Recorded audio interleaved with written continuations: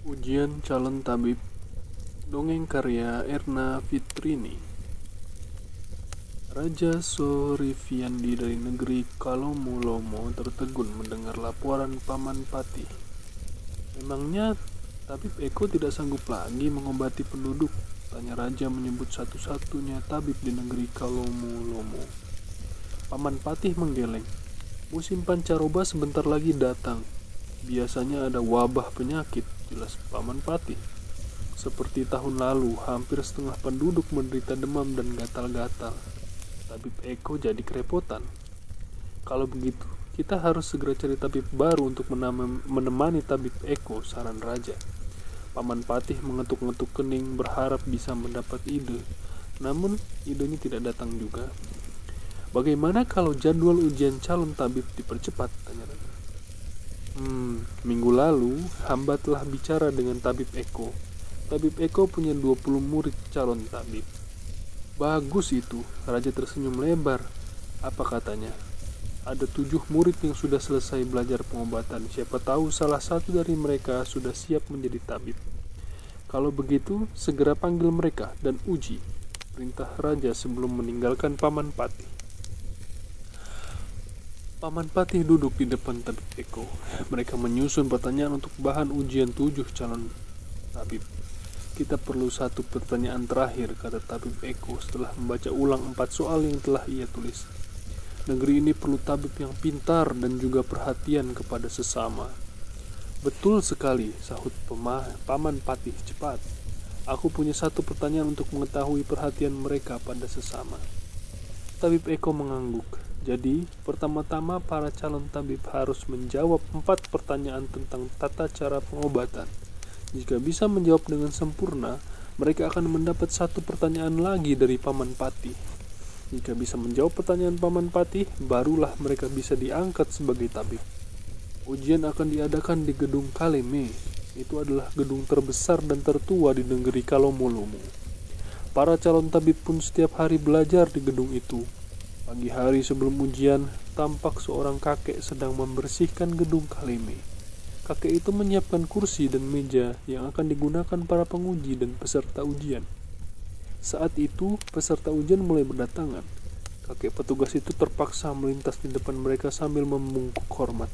Untung tak ada yang memperhatikan saya, gumamnya dalam hati. Kakek itu telah bekerja di gedung itu sejak 20 tahun yang lalu. Usianya telah lebih dari 70 tahun. Penduduk hanya memanggilnya dengan sebutan kakek. Mereka tidak peduli lagi siapa nama kakek itu. Sambil berjalan ke dekat pintu keluar, kakek itu menoleh dan tersenyum. Mereka pasti bangga karena sebentar lagi menjadi tabib, gumamnya. Saat itu, Paman Patih dan tabib Eko tiba di gedung itu. Hai kakek alam, sapa Paman Patih sambil menyelami petugas itu. Sehat kakek alam, sapa tabib Eko. Sehat, terima kasih, jawab kakek. Paman Patih dan tabib Eko sehat? Sehat juga, jawab keduanya bersamaan sebelum masuk ke dalam gedung. Tabib Eko berdiri di hadapan 7 calon tabib dan mengumumkan tata cara ujian. Tabib Eko juga menyebutkan urutan peserta ujian. Tabib Eko dan Paman Patih lalu duduk di tempat yang telah disediakan. Satu persatu calon tabib duduk di hadapan tabib Eko. Mereka mendengarkan soal yang dibacakan tabib Eko. Semua calon dapat menjawab semua pertanyaan tabib Eko dengan baik. Mereka berhak maju ke pertanyaan terakhir yang diajukan oleh Paman Patih. Paman Patih memanggil seluruh calon untuk duduk di hadapannya. Masing-masing mendapatkan secari kertas dan pulpen. Sudah siap? Tanya Paman Patih sambil melirik tabib Eko yang duduk di sampingnya. Semua calon mengangguk pasti. Mereka merasa yakin bisa menjawab pertanyaan terakhir dengan benar, sama seperti 4 pertanyaan sebelumnya. Dengarkan baik-baik, kata Paman Patih. Tulis di kertas itu nama kakek yang berdiri di dekat jendela.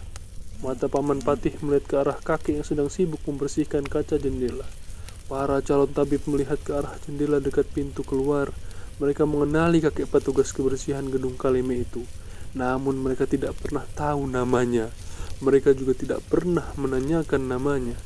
Terdengar helaan napas panjang para calon tabib meletakkan pulpen kembali ke atas meja. Saya tidak tahu, kata mereka hampir bersamaan. Melihat kejadian itu, Tabib Eko dan Paman Patih lemas. Kalian tidak punya perhatian kepada kakek alam. Dia setiap hari membersihkan ruang tempat kalian belajar. Bagaimana mungkin kalian kelak bisa memperhatikan pasien yang hanya sesekali datang pada kalian? Tanya Tabib Eko dengan suara berbisik. Tabib Eko menoleh kepada Paman Patih. Maaf Paman Patih. Tabib Eko menunduk penuh sesal. Hamba gagal mendidik tabib yang perhatian kepada sesama. Mereka pintar, tetapi belum siap untuk menjadi tabib. Paman Patih menepuk pundak Tabib Eko. Mungkin kita yang salah, belum menunjukkan perhatian kepada sesama.